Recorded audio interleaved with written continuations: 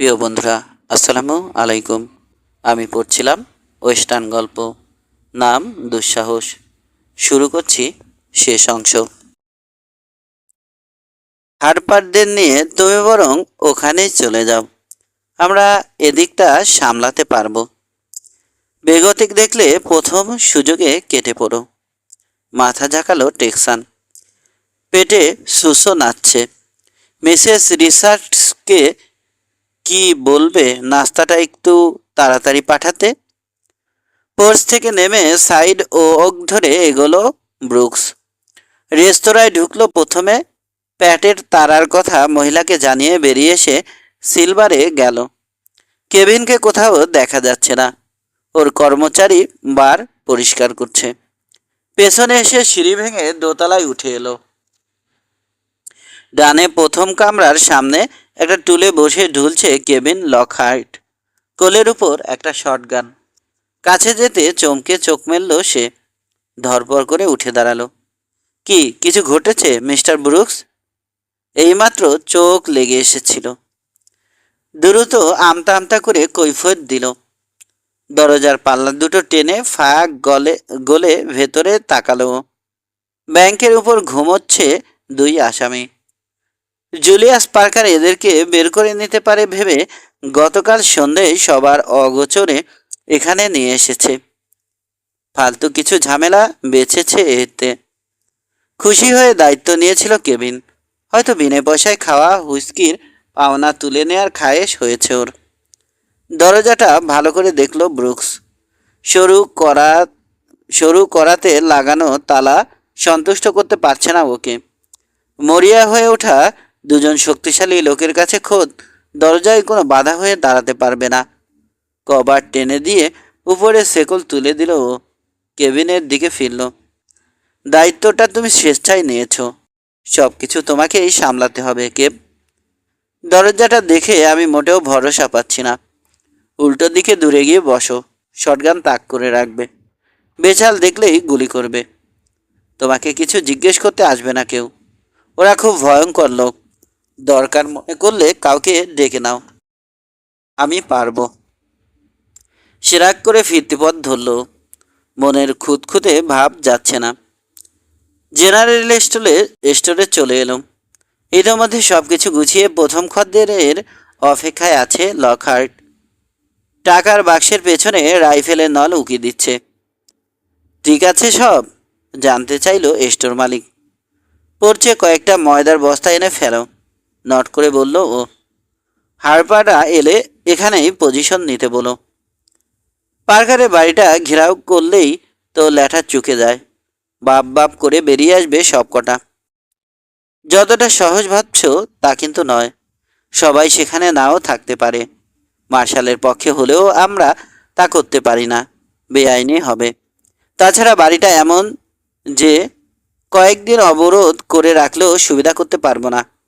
তার চেয়ে ওরাই বেরিয়ে আসুক। একটু ঝুঁকি আছে, কিন্তু এটাই সহজ হবে। শহরের আরও কয়েকজনের সাথে আলাপ হয়েছে আমার। পার্কার যদি মন্টানা আর লোগানকে বের করে নিয়ে যাওয়ার চেষ্টা করে তো রুখে দাঁড়াবে ওরা। সব মিলিয়ে 4-5 জন হবে, তবে নিরীহ লোক। কয়েদিরা কোথায় আছে ভুলেও কাউকে জানিও না। মাথা ঝাঁকালো লকহার্ট। দরজার কাছে এসে বসো। উত্তরে শহরে ঢোকার মুখে নজর রাখবে। বার পি রাইডাররা ওদিক থেকে এলে অবাক হওয়ার কিছু নেই। ওদের দেখতে পেলে 3বার ফাঁকা গুলি করো। স্টোর থেকে বেরিয়ে এসে মিসেস রিচার্ডের রেস্তোরাঁর কোণের একটা টেবিল দখল করলো ব্রুকস। ল অফিস আর পার্কারের বাড়ির সম্মুখটা চোখে পড়ছে। সেদ্ধ মটরশুঁটি, ডিম আর স্টু দিয়ে নাস্তা সেরে নিল। তুমি চলে যাওয়ার পরপরই নাস্তা পাঠিয়ে দিয়েছিল মিস্টার ব্রুকস। কফি পরিবেশন করার সময় বলল মহিলা। ধন্যবাদ ম্যাম। হিসেব রেখো। শহর কমিটি তোমার পাওনা মিটিয়ে দেবে। আর আমাকে মিস্টার বলার দরকার নেই। বন্ধুদের জন্য শুধু স্যাম নামটাই আমার পছন্দ। নট করলো মিসেস রিচার্ডস। স্মিথ হাসল। লোরিয়া তোমার খোঁজ করেছিল। কখন? কফিতে চুমুক দিতে গিয়ে থমকে গেল ব্রুকস। ফ্ল্যাগান সহ রাতে শহরে এসেছে। সাফার করার সময় তোমার কথা জানতে চেয়েছিল। বলেছিল অফিসে গেলে পাওয়া যাবে তোমাকে। তুমি রাগ করতে পারো ভেবে দেখা করতে যায়নি। কোথায় ও? তোমার এখানে উঠেছে? মাথা ঝাঁকালো মহিলা। ফ্ল্যাগান অবশ্য হোটেলে উঠেছে। ধন্যবাদ ম্যাম, আমাকে জানিয়ে ভালো করেছ। ওর সাথে দেখা করবে? চুপ করে থাকলো, সিগারেট ধরালো, খুচো পয়সা বের করে বিল মেটালো। তারপর এগোলো দরজার দিকে। ওকে বলো আমি ফিরে না আসা পর্যন্ত যেন এখানেই থাকে। রাস্তায় বের না হওয়াই বোধহয় ভালো হবে, ঝামেলা হতে পারে। স্যাম দরজার কাছে পৌঁছে গেছে। ও ঘুরে তাকালো, খানিকটা বিরক্ত। মেয়েটা উদ্বেগের মধ্যে আছে, তোমাকে নিয়ে চিন্তিত। দুবার ক্যাফেতে এসেও দেখা না করে চলে গেলে ওর আত্মসম্মানে লাগবে, ভাববে তোমার কাছে ওর গুরুত্ব কম। শুরুতে ভুলটা ইচ্ছে করলেই এড়িয়ে যেতে পারো তুমি, ও খুশি হবে। লোরিয়া নিজে এসব বলেছে? না, এগুলো আমার নিজস্ব ভাবনা। ধন্যবাদ ম্যাম, আমি এভাবে ভেবে দেখিনি। এটো থালা বাসন নিয়ে রান্নাঘরের দিকে এগোলো মিসেস রিচার্ডস। দোতলায় বামে প্রথম কামরায় পাবে ওকে, সহাস্যে জানালো মহিলা। সিঁড়িতে তোমার জুতো শব্দ শোনার জন্যে হয়তো এতক্ষণে অধীর হয়ে গেছে বেচারি। দোতলায় এসে দরজায় নক করলো। সরে যাওয়া পাল্লার মাঝখানে এসে দাঁড়ালো লোরিয়া ফ্লাগান। দ্রুত চোখ বুলালো ব্রুকসের সারা শরীরে। তারপর খুশিতে উজ্জ্বল হলো ওর সবুজ চোখ জোড়া। ব্রুকস কাছে টেনে নিল ওকে। উপলব্ধি করলো মিসেস রিচার্ডসের পরামর্শ না শুনলে সত্যি ভুল করত। খানিকটা নির্ভরতা একজোড়া নারী পুরুষের পারস্পরিক বিশ্বাস অনেক দীর্ঘ করতে পারে। একদণ্ড শান্তিতে থাকতে পারছি না, অভিযোগ করলো লোরিয়া। ঝামেলা দেখছি তোমার পিছু ছাড়ছে না। ওই তারাটা বুকে লাগানোর কি দরকার ছিল? মর্গান পিক্সের বসতিতে বাকি জীবনটা আমি শান্তিতে কাটাতে চাই। এই শহরে নিশ্চিন্তে আসবে যাবে আমার বাচ্চারা, প্রয়োজন এটাই। জুলিয়াস পার্কারকে হঠাতে না পারলে বেসিনে কখনো শান্তি আসবে না। কাউকে তো এগিয়ে আসতেই হবে। গ্যারেটদের দেখো, কি জন্যে জীবনের ঝুঁকি নিচ্ছে লোকগুলো। এখানে থাকে না ওরা, থাকবেও না। আবার কখনো আসে কি না তারও ঠিক নেই, অথচ বুলেটের সামনে বুক চিতিয়ে দাঁড়াচ্ছে। বিনিময়ে কী পাবে ওরা? অন্য দশজনকে শান্তিতে রাখার জন্যে দুর্ধর্ষ লোকগুলোর চেষ্টা। আরেকটা কারণ, লড়াইটা ওরা উপভোগ করছে। সত্যিকার পুরুষ মানুষের মতো যেমন মাথা উঁচু করে বেঁচে থাকতে চায়, তেমনি মরতেও চায় সাহস, প্রত্যয় আর সম্মানের সাথে। একজন জুলিয়াস পার্কারকে ওরা ভয় পায় না, আমলও দেয় না। দুঃখিত ম্যাম, দুঃখিত স্যাম, দুশ্চিন্তা কাটছে না। ওদের জন্য কেউ অপেক্ষা করছে কি না জানি না, কিন্তু আমি তোমার জন্য আগ্রহে অপেক্ষা করছি। সব কিছু হয়তো আজকেই চুকে যাবে। বুরুক্সের গলা ধরে থাকলো লোরিয়া। চোখ তুলে কঠিন মুখটা দেখলো। সাবধানে থেকো প্লিজ স্যাম। ফেরার সময় আমাকে নিয়ে যাবে তুমি। নাস্তা করেছো? না। চলো নিচে যাই।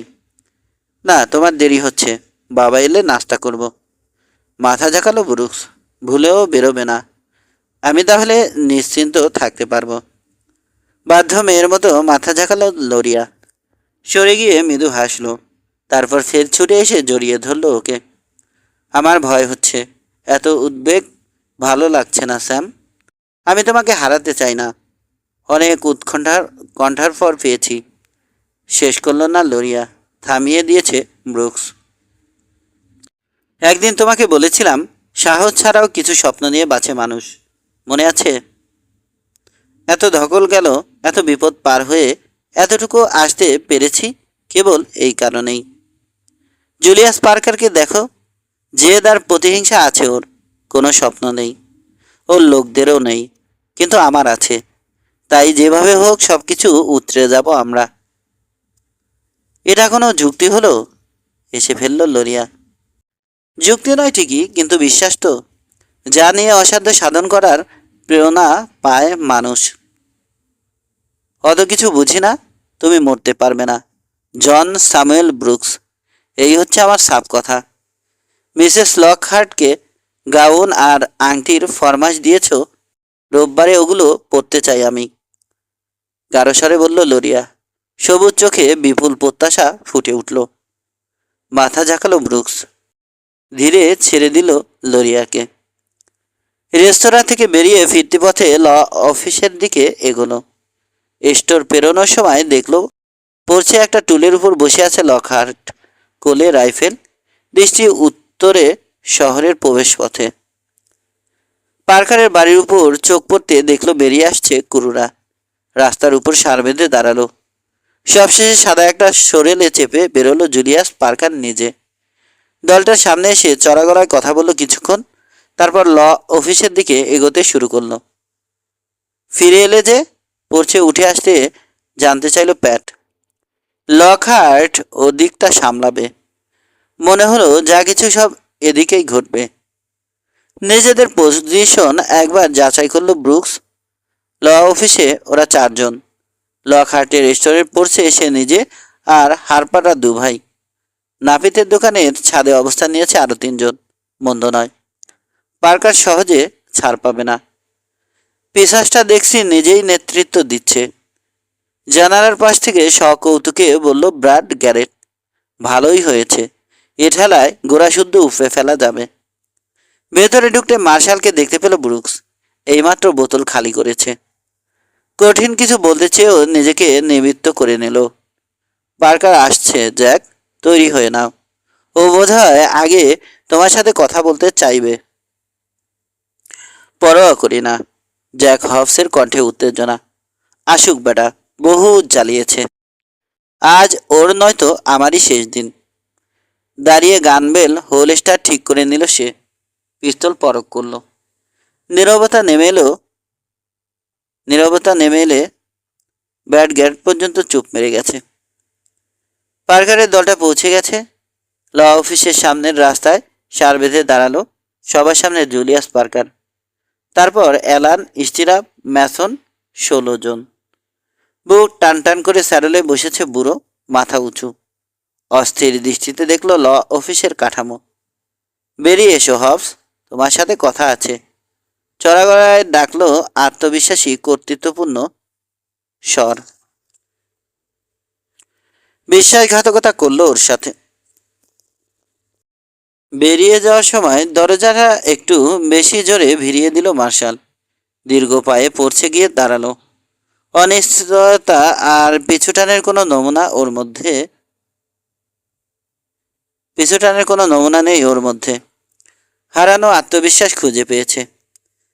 আমার সাথে কথা বলতে এত লোক লাগে নাকি পার্কার? স্থির নিষ্কম্প কণ্ঠে জানতে চাইল হবস, খানিকটা বিদ্রুপের সুরে। ভয় পাচ্ছ নাকি? সাহস থাকে তো ভেতরে এসে তোমার পেঁচাল পারতে পারো। চোপড়াও হবস। খেপে গেল পার্কার। রাগে জ্বলে উঠল চোখ জোড়া। আমি তোমার চাকুরি করি না, বরং মাস শেষে তুমি আমার কাছ থেকে বেতন নাও। সেজন্যে তোমাকে কোলে বসিয়ে চুমো খেতে হবে? বেড়ে বলেছ জ্যাক। ভেতর থেকে উৎসাহ জোগালো ব্রাড গ্যারেট। মরার আগে যত ইচ্ছে তর্পে নাও হবস, চেঁচিয়ে বলল অ্যালান পার্কার। হাঁসের বাচ্চাটাকে চুপ করতে বলো পার্কার। বড়দের মধ্যে ফোড়ন কাটার অভ্যাস দেখছে ওর যায়নি। তোমাকে বরখাস্ত করা হয়েছিল, কিন্তু 2 জন ডেপুটিকে খুন করে ল অফিস দখল করেছ। একটা টিনের তারাও দেখছি জোগাড় করে ফেলেছ। জোর করে ক্ষমতা দখল আর 2 ডেপুটিকে খুন করা দায়ে বিচার হবে তোমার। আমাকে ধরতে আসছে কে পার্কার? আর কেনই বা? শহরের লোকেরা এখানকার কর্তা হিসেবে তোমাকে মানতে রাজি নয়। ওরা ঠিক করেছে তোমার বিষদাঁতকে আর ভয় করবে না। ব্যাসটা আমাকে ফেরত দিয়েছে। বাফেলোর শান্তি রক্ষার দায়িত্ব তাই এখনও আমারই, তোমার পোষা বাদর ডেপুটিদের নয়। আফসোস না করে মেনে নাও। আমার ক্ষমতা কেবল শহরে সীমাবদ্ধ নয় এখন। বুঝতেই পারছো, এ তল্লাটে যা ঘটবে তাতেই নাক গলাতে পারবো। বাড়াবাড়ি করলে তোমাকেই গ্রেপ্তার করব। কেমন বুঝছো? বোঝার ব্যাপারটা সবার আগে চুকিয়ে ফেললো অ্যালান পার্কার। এক রাইডারের পেছনে ছিল সে, হাতে খোলা পিস্তল। কিন্তু কেউই সেটা দেখেনি। রাইডারের আড়াল থেকে সরে এসে নিমেষে পিস্তল তুলে গুলি করল।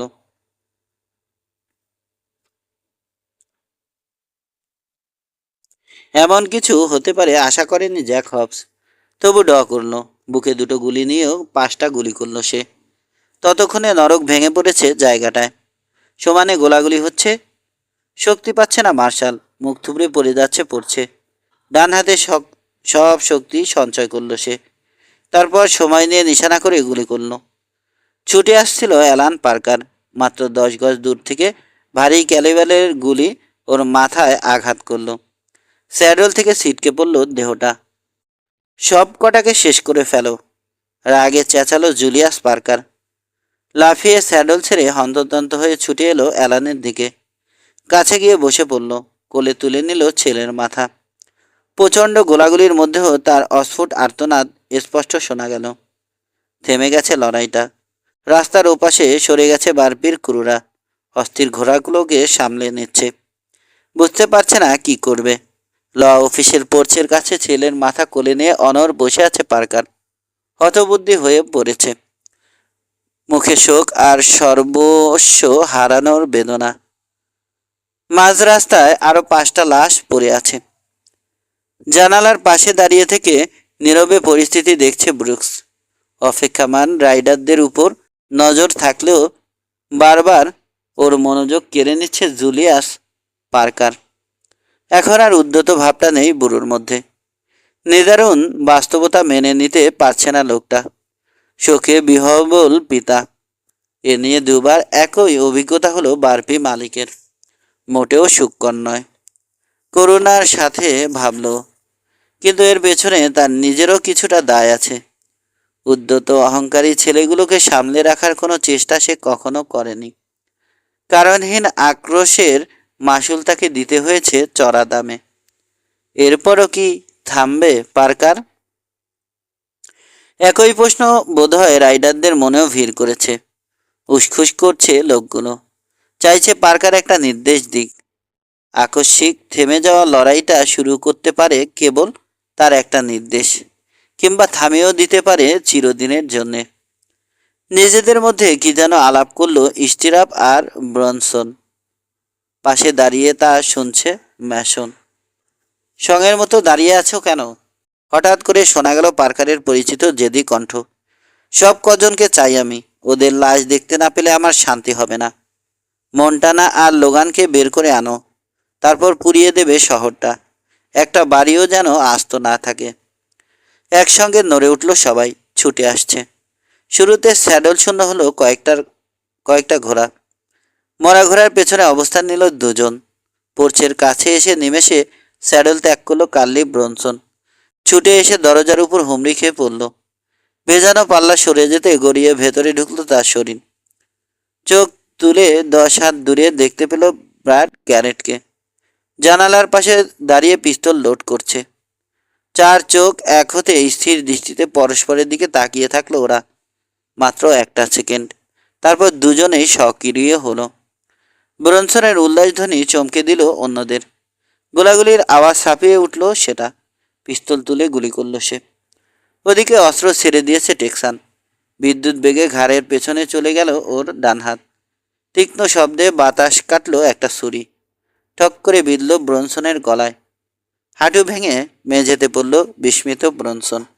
গল গল করে বের হওয়া রক্ত অবিশ্বাসের সাথে দেখছে। এদিকে তীব্র ব্যথায় কুঁচকে উঠেছে ব্র্যাড গ্যারেটের মুখ। বুক চেপে ধরে কাত হয়ে পড়ে গেল সে।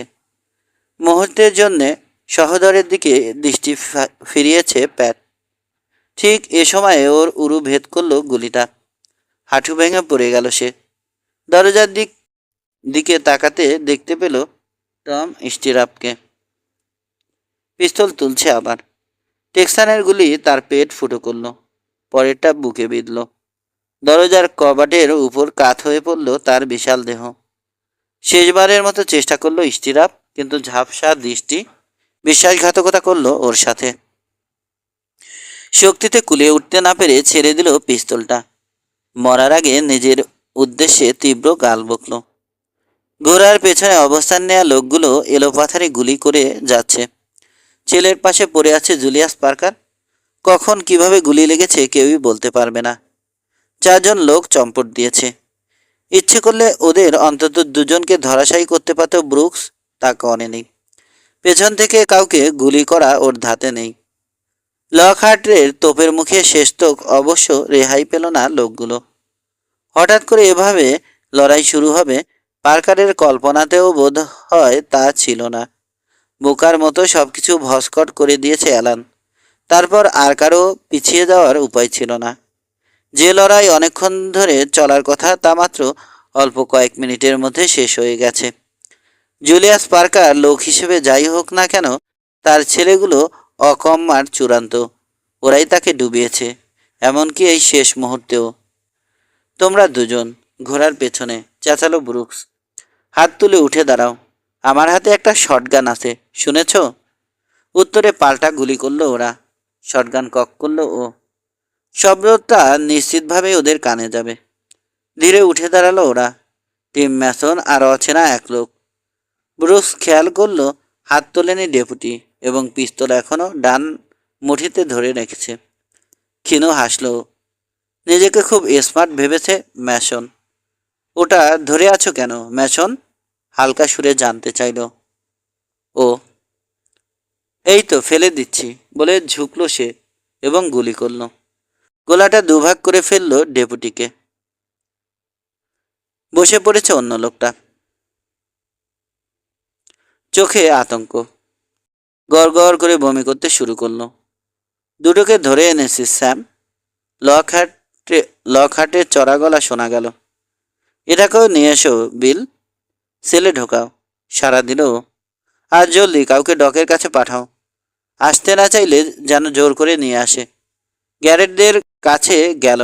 ভাইকে চেপে ধরে আছে প্যাট। ব্র্যাডের বুকের ক্ষত থেকে রক্ত গড়িয়ে মেঝেতে ছোটখাটো একটা পুকুরের সৃষ্টি হয়েছে। অচেতন টেক্সানকে পরীক্ষা করলো। ঠিকমতো চিকিৎসা হলে হয়তো বেঁচে যাবে। বিষণ্ণ শূন্য দৃষ্টিতে ওকে দেখল প্যাট। চোখের কোণ ভিজে উঠেছে। কঠিন লোকটাকে এ মুহূর্তে পশ্চিমের 8-10জনের মতোই সাধারণ মনে হচ্ছে। কষ্ট, প্রিয়জন হারানোর বেদনা যাদের সহজেই স্পর্শ করে। ডাক্তার আসার পর কয়েকজন মিলে ধরাধরি করে ব্যাংকে তোলা হলো ব্র্যাডকে। একপাশে সরিয়ে ফেলা হয়েছে লাশগুলো। বেঁচে যাওয়া বারপি ক্রুদের ছেলে ঢোকানো হলো। বেরিয়ে এলো ব্রুকস। লম্বা করে শ্বাস টানল। গান পাউডারের গন্ধে ভারী হয়ে আছে বাতাস। রাস্তার কয়েক জায়গায় জমাট বাঁধা রক্ত। শেষ পর্যন্ত বোধহয় চুকলো ঝামেলাটা। ভাবলো অনেক রক্তের বিনিময়ে পার্কারদের জেদ থেমেছে। Mister Brooks. সেলুনের পোছে দাঁড়িয়ে আছে ডাস্টি ফগ। তোমার সাথে কথা বলতে চায় মিস্টার পার্কার। বহু লন্ঠিলত জুলিয়াস পার্কারের লাশ ভেসে উঠল ওর মানসপটে। জুলিয়াস পার্কারের বড় ছেলে নিকোলাস পার্কার। ওর কাছে তার কি প্রয়োজন? বাপের সাথে যোগ দেয়নি নিকোলাস, এটাও বিস্ময়ের ব্যাপার। কদিন আগে পার্কারের সাথে মুখোমুখি পড়ে যাওয়ার সময়েও বুড়োর সাথে ছিল না নিকোলাস। সম্ভবত এড়িয়ে যাওয়ার স্বভাবটাই ওকে বাঁচিয়ে রেখেছে এখনো। আজকের লড়াইয়ে যোগ দিলে হয়তো বাপ ভাইয়ের মতো একই পরিণতি হতো ওর। রাস্তা পেরিয়ে ডাস্টির পিছু নিল। সেলুনে ঢুকে দেখতে পেল তাকে। একটা টেবিলে বসে আছে, বিধ্বস্ত, জড়সড় দেখাচ্ছে। সামনে হুইস্কির বোতল আর গ্লাস। ফোলা ফোলা চোখ তুলে একবার দেখলো ওকে, তারপর মাথা নিচু করল। অপরাধ বোধ আর স্বজন হারানোর ব্যথায় কাতর।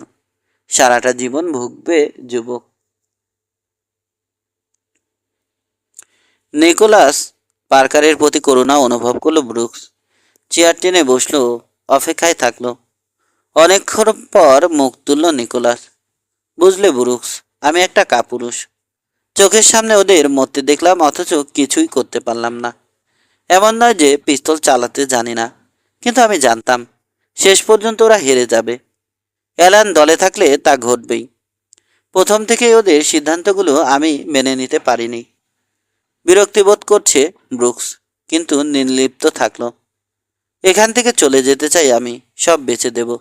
তুমি কি আমাকে এটুকু সাহায্য করবে? আমি কি করতে পারি?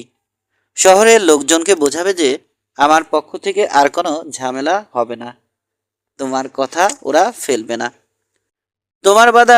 তোমার বাবা বোধ করি এটা কখনোই চায়নি। তার অসম্পূর্ণ কাজ শেষ করার চেষ্টাই হয়তো তোমার করা উচিত। একগাদা গানম্যান আউটল ভাড়া করে তারপর ওভাবে আত্মহুতি দিয়ে, তোমার বেলায় ওরকম নাও ঘটতে পারে। পেছনে অশান্তির কারণ হওয়ার ইচ্ছে আমার নেই, কখনো ছিল না। তুমি যদি কেবল নিজেকে নিয়ে থাকো তো কেউ তোমাকে তাড়া করতে আসবে না। তবে দু একজন যে তোমার সাথে তামাশা করবে না তা নিশ্চিতভাবে বলা যাচ্ছে না। এটা তোমার প্রাপ্য। বাপ ভাইয়ের অপকর্মের ফল ভোগ করতেই হবে। উঠতে যাচ্ছিল ব্রুকস, মন্টানা কিড আর টম লোগানকে দেখে আড়ষ্ট হয়ে গেল ওর শরীর। দোকান পর্যন্ত বিস্তৃত হয়েছে ওদের হাসি, হাতে উদ্যত পিস্তল। দরজার সাথে শরীর ঠেস দিয়ে দাঁড়ালো লোগান। মন্টানা এগিয়ে এলো।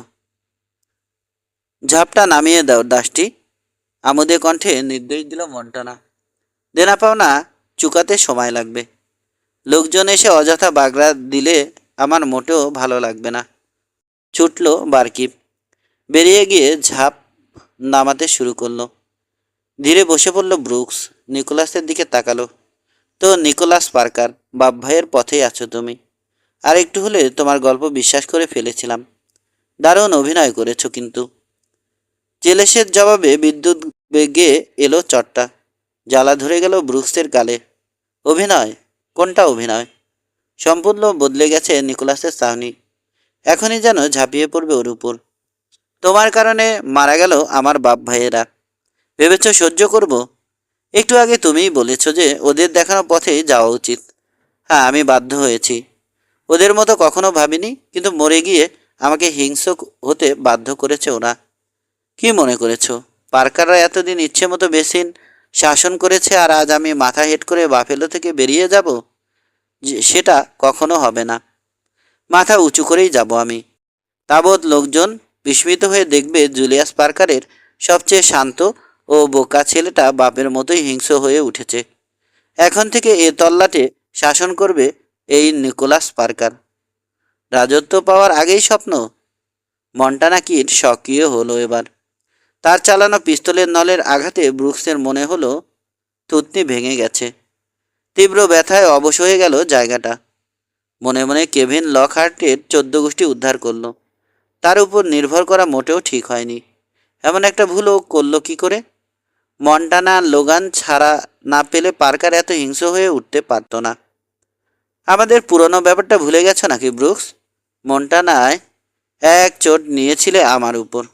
ওহো, মোটেও ভুলিনি আমি। আজ পেয়েছি তোমাকে। সুদে আসলে সব ওসুল করে নেব। ডাস্টি, আমাকে হুস্কি দাও। পাশ ফিরে বারকিপের দিকে তাকালো ব্রুকস। চোখাচোখি হতে চোখ সরিয়ে নিল সে। ব্রুকস ধারণা করল এ বিশ্বাসটা অন্তত নষ্ট হয়নি। ডাস্টি ফগের হাত নেই এসবে। যেভাবেই হোক তাকে ম্যানেজ করেছে পার্কার, সম্ভবত ওর মতোই ভাওতা দিয়ে। তবে উল্টোটা হওয়ার সম্ভাবনাই বেশি। সেলুনটা মূলত পার্কারদের, আর বারপি রাইডাররা আগাগোড়া এখানেই সময় কাটাতো। ডাস্টি ফগকে এখনও সবাই জানে পার্কারদের দোসর হিসেবে। তোমার তো অনেক দেনা, আলাপি সুরে বলছে মন্টানা। আমার, পার্কারের, লোগানের, এমনকি ফগের কাছেও। কিভাবে এত দেনা শোধ করবে? বারকিপারের হাত থেকে হুইস্কির গ্লাস নেওয়ার সময় ডাস্টির ব্যান্ডেজ বাঁধা নাকের দিকে তাকালো। কি ফগ, ভুলে গেলে নাকি তোমার নাক ভেঙে দিয়েছিল এ বেটা? না। পাওনা তুলে নেবে না? আমার হয়ে তোমরাই না হয়। অন্যরা হেসে উঠতে থেমে গেল সে। কখন ছাড়া পেল ওরা? পার্কারের সাথে যোগাযোগ হলো কিভাবে? যেভাবেই হোক সুষ্ঠুভাবে ঘটেছে সব কিছু। বাপের সাথে যোগ না দিয়ে এভাবেই নিজের কাজ সারতে চেয়েছে নিকোলাস। হয়তো পুরো দলের উপর আস্থা ছিল না ওর, কিংবা লড়াই শেষ হওয়ার পর পরিকল্পনা করেছে। কৌশলটা কাজে দিয়েছে, এটাই হচ্ছে বড় কথা। বাগে পেয়েছে ওকে। মন্টানা কিড স্বভাব বা আচরণে না হলেও গায়ে গতরে সে বিলি দ্য কিডের ছায়া। ওর হাতে মরা লোকের সংখ্যা কিংবদন্তির ওই বন্দুকবাজের চেয়েও বেশি। শারীরিক মিলের কারণে কিড হিসেবে আখ্যা পেলেও ফেয়ার ডুয়েলে সে আসল কিডের ধারে কাছেও হবে না। কিন্তু তাতে খুশি হওয়ার কিছু নেই। ওকে কোনো সুযোগই দেবে না মন্টানা। লোকটার ধাতে তা নেই।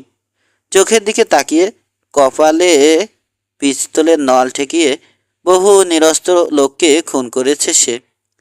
টম লোগান আরও এক কাঠি বাড়া। পেছন থেকে খুন করা তার সবচেয়ে পছন্দ। ওর ভাই ম্যাট লোগান খুন হয়েছে ব্রুকসের হাতে। লোগানের আক্রোশ তাই মন্টানার চেয়েও বেশি। এত কি ভাবছো ব্রুকস? লাভ হবে না। গ্যারাকলে পড়েছ এবার। মুখিয়ে উঠল মন্টানা। পিস্তল নাচালো ওর মুখের সামনে। সারা পশ্চিমে তোমার এত নাম ডাক, এত বড় একজন বন্দুকবাজকে নিরস্ত্র অবস্থায় মারতে চেয়েছিল লোগান। আমি বাদ সেধেছি। তোমার জোড়া পিস্তল তোমারই থাকবে, কিন্তু আমার হাতে থাকবে হ্যামার টানা পিস্তল। কেবল ট্রিগার টানলেই হলো। বোঝো ব্যাপারটা? পিস্তল থেকেও অসহায় তুমি। মজাটা তো এখানেই। আমি দেখতে চাই তুমি কত বড় বন্দুকবাজ। আমার ট্রিগার টানার আগে পিস্তল বের করে গুলি করতে পারবে? ঘামতে শুরু করেছে ব্রুকস। মাত্র একটা সুযোগ চাই ওর, তাহলেই লোকটার অতিরিক্ত আত্মবিশ্বাস গুরিয়ে দিতে পারবে। নিদেন পক্ষে তাকে নিয়ে মরবে। মাথাটা দ্রুত সচল হয়ে উঠল। ভাবছে একটার পর একটা সম্ভাবনা বাতিলও করে দিচ্ছে সঙ্গে সঙ্গে। ওহো, অতিরিক্ত ঝুঁকি। অস্বীকার করার উপায় নেই। এরকম কঠিন অবস্থায় জীবনে পড়েনি আর। নিশ্চিত মৃত্যু এসে দাঁড়িয়েছে সামনে, কিন্তু এভাবে অসহায়ভাবে মরতে চায় না ও। হঠাৎ করে লরিয়া ফ্লাগানের অনিন্দ সুন্দর মুখটা ভেসে উঠল ওর মানসপটে। মেয়েটাকে পাওয়া তার হলো না, স্বপ্নটা অপূর্ণই থেকে যাবে। রাজত্বের কথা বলছিলে না ব্রুকস? সিগার ধরিয়ে সজোরে ধোয়া ছাড়ল পার্কার। ব্রুকসের চোখে মুখে এসে পড়তে চোখ জ্বালা করে উঠল। ওটা তো আগে থেকেই আছে। আমি কেবল আরেকটু জাকিয়ে বসবো। একটু টাইট দেবো এখানকার কয়েকটা হারামজাদাকে। এমন শিক্ষা দেব যাতে জীবনে আর আমার বিরুদ্ধে লাগার সাহস না হয়। রাজকন্যার কথা শুনবে না? লরিয়া ফ্লাগান। আমার ভাগ্যটা সত্যি দারুণ। বার্ডো ওকে পছন্দ করত, কিন্তু শেষ পর্যন্ত ওকে আমিই পাবো। জেমস ফ্লাগানকে চেপে ধরলে বাপ মেয়ে দুজনেই রাজি হয়ে যাবে। না, এত সহজ হবে না, ভাবল ব্রুকস। ফ্লাগান জেদি মানুষ, প্রখর আত্মসম্মানবোধ আছে তার। লরিয়া ওর বাপের মতোই। আপোষ করার মানসিকতা ওর মধ্যে নেই। তুমি ওদের চিনতে ভুল করেছো পার্কার। ফ্লাগান রুখে দাঁড়াবে। বাইরে হই হল্লা শোনা যাচ্ছে, ফুর্তি করছে লোকজন। তাদের জানার উপায় নেই পার্কারের সেলুনের ভেতর কি ঘটছে। নামানো ঝাঁপের উপর অনেকগুলো ঢিল এসে পড়ল, সাথে কয়েকটা মন্তব্য। ফকটা একটা দালাল, চলো সেলুনে আগুন লাগিয়ে দেই। একজন প্রস্তাব করতে অন্যরা হৈ হৈ করে উৎসাহ জোগালো, কিন্তু সবাইকে নিরস্ত করল লকহার্টের চড়া গলা। ব্রুকসের কপালে পিস্তলের নল চেপে ধরেছে মন্টানা। তাকিয়ে আছে চোখে, দৃষ্টিতে খুনের নেশা। ও টু শব্দ করলে গুলি করার সুযোগ পাবে। ঠায় বসে আছে ব্রুকস, নীরবে দেখছে তিনজনকে। পার্কার নির্লিপ্ত থাকার চেষ্টা করেও উদ্বেগ চেপে রাখতে পারছে না। মৃদু অস্বস্তি তার চোখের তারায়। লোগানের পিস্তল দরজার দিকে তাক করা। বারের ওপাশে এক কোণে দাঁড়িয়ে থেকে সন্তুষ্ট দৃষ্টিতে দরজা দেখছে ডাস্টি ফগ। তার আশঙ্কা উন্মত্ত লোকগুলো হয়তো দরজা ভেঙে ভেতরে ঢুকে পড়বে। সময় যেন আটকে থাকলো অনেকক্ষণ। এক সময় ধীরে দূরে সরে গেল লোকগুলো। ঘাম দিয়ে যেন জ্বর ছাড়লো ওদের। পিস্তল ছড়িয়ে নিল মন্টানা। আরও কিছুক্ষণ আউ বাড়ল তোমার, সহাস্যে বলল সে। সরে গেল খানিকটা। ডাস্টিকে ইঙ্গিত করলো হুইস্কি দিতে। ব্রুকসের উপর থেকে চোখ না সরিয়েই, ওকে একটা ড্রিঙ্ক দাও ডাস্টি। দেখছো না গলা শুকিয়ে গেছে। মরার আগে শেষবারের মতো গলা ভিজিয়ে নেই। আমাকে পিস্তলবাজ বলবে না ব্রুকস? সন্তুষ্টি পার্কারের গলায় হাসছে। নিজে পিস্তল না চালিয়েও জন ওয়েসলি হার্ডিনকে কত সহজে বধ করতে যাচ্ছি। সেরা পিস্তলবাজ তো আমাকেই বলা উচিত। হুইস্কি ভরা গিলাস ওর সামনে নামিয়ে রাখলো বার্কিন। নাও, গলা ভেজালে কিছু মনে করব না, কিন্তু সাবধান, ভুলেও কিটকে সুযোগ দিও না। ও এমনিতেই মুখিয়ে আছে। দুর্ভাগ্য ব্রুকস, তোমার শত্রুরা তোমার মতোই জেদি এবং বেপরোয়া। ওদের দোষ দিতে পারো না তুমি। শোধবোধের সময় রাগঢাক কেউই পছন্দ করে না। খেলাটা বুঝতে পারছো? তোমাকে পিস্তল বের করতে বলে গুলি করবে মন্টানা কিড। কেবল একটা চেষ্টা করার সুযোগ পাবে তুমি। ব্যর্থতার সম্ভাবনা 16 আনা। খেলাটার মজা আমাকেও স্পর্শ করেছে। উৎফুল্ল দেখালো নিকোলাসকে। দুজনকে সামলাতে হবে ভাবছে ব্রুকস। সম্ভব কি অসম্ভব তা এখন আর ওর মাথায় নেই। একটা সুযোগের অপেক্ষায় মরিয়া হয়ে উঠেছে। হাত বাড়িয়ে তুলে নিল গ্লাসটা, ধীরে চুমুক দিল। বিষাদ লাগছে। এমন একটা মুহূর্তে কিছুই ভালো লাগার কথা নয়। ইতিমধ্যে সবার অগোচরে দুটো কাজ সেরে ফেলেছে। চেয়ারের পায়ার পেছনে চলে গেছে ওর ডান পা, আর সামনে খানিকটা মেলে দিয়েছে বাম পাটা। শেষ পর্যন্ত তুমি ব্যর্থ হবেই নিকোলাস পার্কার। গিলাস নামিয়ে রাখার সময় ধীরে ধীরে বলল, সম্পূর্ণ শিথিল করে দিয়েছে শরীর, যাতে ওরা কিছু আন্দাজ করতে না পারে। যা হওয়ার হবে সিদ্ধান্ত নিয়ে ফেলেছে। শেষ চেষ্টা করবে। ক্ষীণ একটা সম্ভাবনা আছে। বাড়ির ওপাশে নড়ে উঠল ডাস্টি ফগ। বোধহয় শটগান তুলে আনছিল। ধরা পড়ে গেল লোগানের চোখে। বিন্দুমাত্র দ্বিধা না করে গুলি করল লোগান। ব্রুকসের দিকে তাক করা ছিল ওর পিস্তল। সেটা ঘোরাতে যে সময় লাগলো তাতে অনায়াসে বাড়ির আড়ালে বসে পড়তে পারল ডাস্টি। তাকে রাখা বোতল ফুটো করল গুলিটা। তরল হুস্কি ফিনকি দিয়ে বেরিয়ে এসে বার ভিজিয়ে দিল। মন্টানার চোখ সরে গিয়েছিল সেদিকে, কিন্তু এক চুলও নড়েনি পিস্তলের নল। গুণাক্ষরে আশা করেনি বাগড়া দেবে বার কিপার। এ সুযোগটাই নিল ব্রুকস। ডান পা চেয়ারের পায়ের সাথে বাঁধিয়ে ধাক্কা দিল। একই সঙ্গে বাম পায়ে মেঝেতে ভর দিয়ে পেছনে ঠেলে দিল চেয়ার আর নিজের শরীর। গুলি করল মন্টানা, কিন্তু ব্রুকসের আগের অবস্থানে নেই আর। ব্রুকস আগের অবস্থানে নেই আর। গুলিটা ওর কপালে গরম আঁচ লাগিয়ে চুলে সিঁথি কাটল। চেয়ার সমেত মেঝে পড়ার আগেই গুলি করল ব্রুকস। মন্টানা কিডের মুখ তুবড়ে দিল সেটা। মাত্র 4 হাত দূর থেকে করা। নাক বরাবর বিশাল গর্তের সৃষ্টি হলো। বুলেটের ধাক্কায় ছিটকে পড়ল সে। কেবল একটা গুলি করার সুযোগ পেল টম লোগান। ওটা ব্রুকসের বাম কাঁধে বৃত্তে কেঁপে উঠল ওর দেহ। নিশানা ছুটে গেল। তবু লোগানের কান ফুটো করেছে গুলিটা। পরেরটা এত দ্রুত করলো যে শব্দে মনে হলো একটাই গুলি করেছে। লোগানের গলা ফুটো হয়ে যেতে গল গল করে রক্ত বেরোতে শুরু করলো। পিস্তল ছেড়ে দিয়ে দুহাতে গলা চেপে ধরল গানম্যান। বাতাসের জন্য হ্যাঁসফ্যাঁস করছে। গলা থেকে ঘর ঘর শব্দ বেরোচ্ছে। চোখে নগ্ন বিস্ময় আর সীমাহীন আতঙ্ক। গড়িয়ে পড়া রক্ত ভিজিয়ে দিল ওর হাত আর বাহু মূল। কাশি দিতে রক্ত উঠে এলো মুখে। ফেনিল রক্তের ধারা বমির মতো গলা দিয়ে উগরে দিতে শুরু করলো এবার। দেয়াল বরাবর শেষড়ে নেমে গেল শরীর। কয়েকবার খিঁচুনি দিয়ে স্থির হয়ে গেল। নিকোলাস পার্কারের দিকে নিশানা ধরে রেখেছে ব্রুকস। সারা শরীর কাঁপছে। এতক্ষণ চেপে রাখা অবর্ণনীয় মানসিক চাপ আর একই সাথে বিপদমুক্তির প্রশান্তি সারা দেহ জুড়ে। বিহ্বল হয়ে পড়েছে পার্কার। বিশ্বাস করতে পারছে না ছক পাল্টে গেছে। ক্লান্তি অনুভব করল ব্রুকস। গুলির শব্দে কান ঝাঁঝা করছে। মন্টানার সাথে ওর গুলি বিনিময় হয়েছে পয়েন্ট ব্ল্যাঙ্ক রেঞ্জে। সারা ঘরে গান পাউডারের ধোঁয়া আর তীব্র গন্ধ। ছুটে এসে ওকে ধরল ডাস্টি। একটা চেয়ারে বসালো। হুইস্কির গ্লাস এগিয়ে ধরতে তাতে চুমুক দিল ব্রুকস। কিছুটা সুস্থির বোধ করছে। ধন্যবাদ ডাস্টি, তুমি আমাকে বাঁচিয়েছ। আন্তরিক কণ্ঠে কৃতজ্ঞতা প্রকাশ করল ও। আমি আবার কি করলাম? তখন শটগান তুলে নিতে হাত বাড়ালে না? আদপে ওখানে কিছু ছিল না।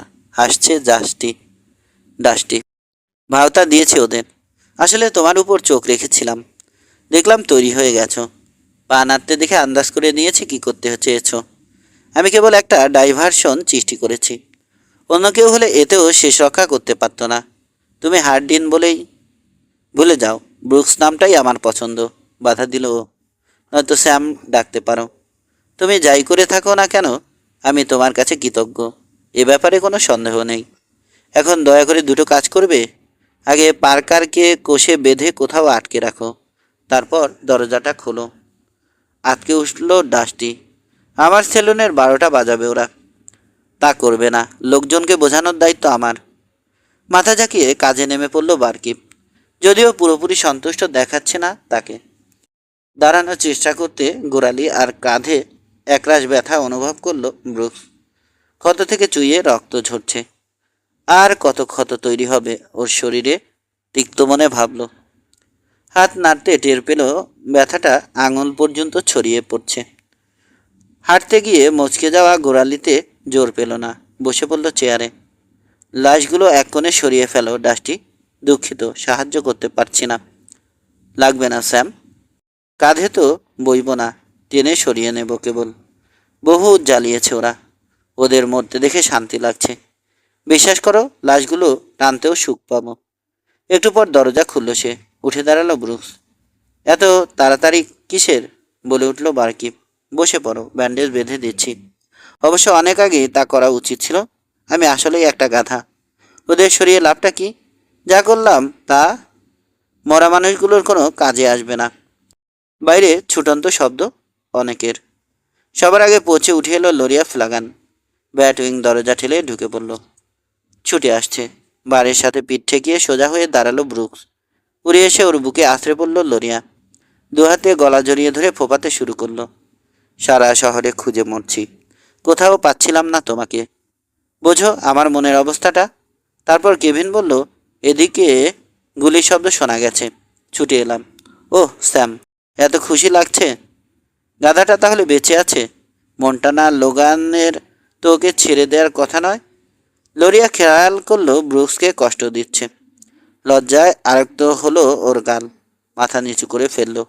ছুটে গিয়ে একটা চেয়ার এনে বসালো ব্রুকসকে।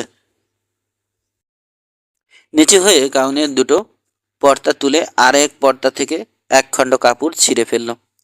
তারপর ব্রুকসের কাঁধে বাঁধতে শুরু করলো। সজল সবুজ চোখজোড়ার দিকে তাকালো ব্রুকস। মেয়েটা ওর কাজে পুরো মাত্রায় মনোযোগী।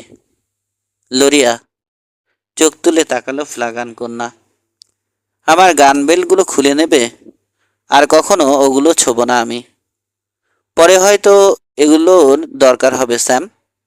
হবে না, বেসিনের অশান্তি মিটে গেছে।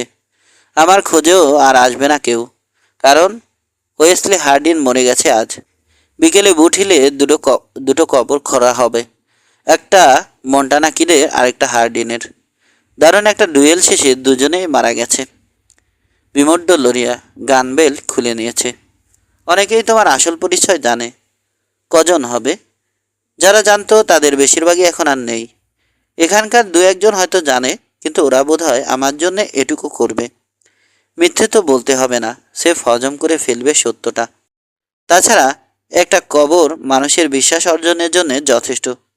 কি বলো ডাস্টি? একদম একমত আমি, সহাস্যে বলল সে। আমার মনে হয় সবার কাছ থেকে এটুকু পাওয়ার দাবি ও করতে পারে। বেরিয়ে এলো ওরা। ডাক্তার হেনরির চেম্বার হয়ে মিসেস রিচার্ডের রেস্তোরাঁয় বসলো। উৎফুল্ল দেখাচ্ছে শহরের লোকজনকে। পার্কার পরিবারের গ্রাস থেকে মুক্তি পাওয়াটা সবার কাছে উপভোগ্য মনে হচ্ছে। ওয়েসলি হার্ডিন একজন ভয়ঙ্কর মানুষ। বেসিনের লোকজনের কাছে এখানকার অধিবাসী হিসেবে স্যামুয়েল ব্রুকসের মতো নিরীহ লোকই পছন্দ। এটা কি তুমি ধরতে পেরেছ? সারা জীবনে আমি অনেক দেখেছি। পশ্চিমের লোকেরা বন্দুকবাজদের এড়িয়ে চলে, কখনোই সহজ হতে পারে না এবং ভয় করে। এক্ষেত্রে পুরুষদের চেয়ে মহিলারাই বেশি এগিয়ে। লোরিয়া, এজন্যেই হার্ডিন হিসেবে তোমার সামনে আসতে চাইনি আমি। তাই পণ করেছিলাম কখনো পিস্তল ধরব না। ভুল জানো তুমি, আমার কিন্তু মোটেও সেরকম মনে হচ্ছে না। তবে এটা ঠিক, স্যামুয়েল ব্রুকসকেই আমার কাছে সহজ মনে হয়। বুঝতে পারি তাকে। আচ্ছা, পিস্তল ধরতে তোমাকে বাধ্য করেছিল পার্কাররা। পণ ভাঙায় তোমার দুঃখ হয়নি? না, সহাস্যে গাঢ় স্বরে বলল ব্রুকস। একটুও না, কারণ বিনিময়ে আকাঙ্ক্ষিত রত্নটি পেয়েছি আমি। হাসল লোরিয়া, কপাল থেকে অবাধ্য একগোছা চুল সরিয়ে দিল। সেদিনটি আমার তাড়াতাড়ি এসেছে, তাই না? এখন থেকে আমার কোনো প্রশ্নই তুমি এড়িয়ে যাবে না। ঘটনাটা মনে পড়তে আপন মনে হাসল ব্রুকস।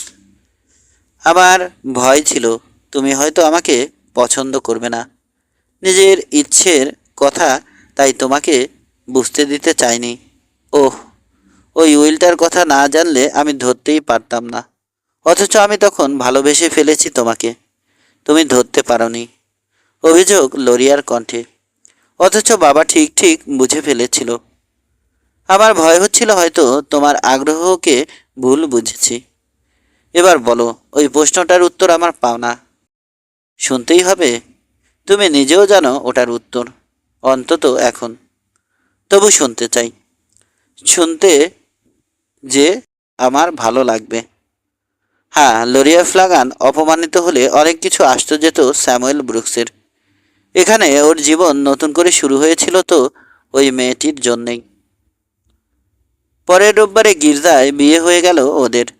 পৃষ্ঠের কাছে অস্ত্র জমা রেখে শপথ করল ব্রুকস যে আর কখনো ওগুলো তুলে নেবে না। স্যামুয়েল ব্রুকস তার শপথ অটুট রাখতে পারেনি। পরে আবারও তুলে নিয়েছিল নিজের বহুল ব্যবহৃত অস্ত্র। সেটা ভিন্ন গল্প। সমাপ্ত।